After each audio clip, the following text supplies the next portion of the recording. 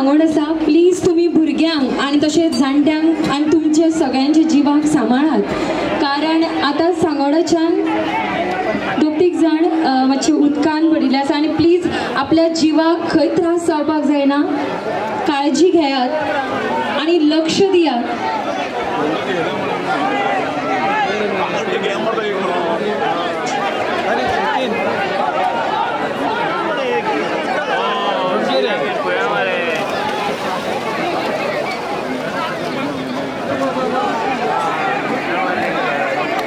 कोणाकूच हानी जावपाक जायना हाची प्लीज काळजी घेयात. जितले सांगोडान जेंकां पिवंक कळटा तेंच्यांनी प्लीज उडी मारून बाकीचे कोण जे उदकान पडले तेंकां प्लीज मदत करात.